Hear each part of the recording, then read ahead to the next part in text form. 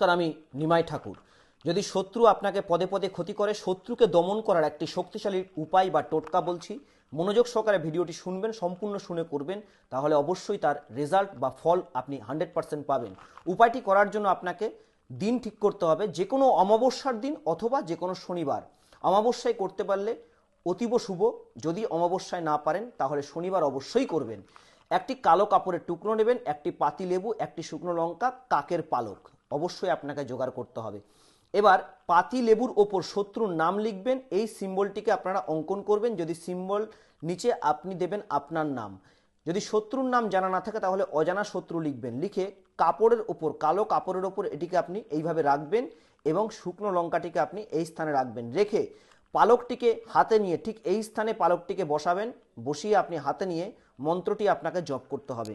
যে মন্ত্রটি বলবো মনোযোগ সহকারে শুনবেন, তাহলে অবশ্যই তার রেজাল্ট 100% পাবেন, কারণ মন্ত্র ভুল জপ করলে হবে না। মন্ত্র ওম ঐং হ্রিং ক্লিং চামুণ্ডেয়ই বিচ্ছে।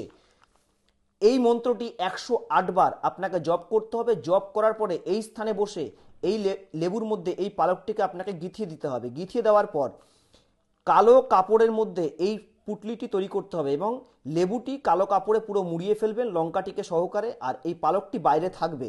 ব্যাস, এটিকে কালো সুতোয় বেঁধে যদি শত্রুর বাড়ির সামনে আপনি রাখতে পারেন বা শত্রু যে রাস্তায় চলাচল করে সেই রাস্তায় পুঁতে দিতে পারেন, শত্রুর হাত থেকে রক্ষা পাবেন। শত্রু কখনোই ক্ষতি করতে পারবে না। যদি কোনো ক্ষতি করতে চায় তাহলে শত্রু তার ক্ষতি নিজেই ডেকে নিয়ে আসবে। এতটাই শক্তিশালী এবং পাওয়ারফুল উপায় আপনাদেরকে বললাম।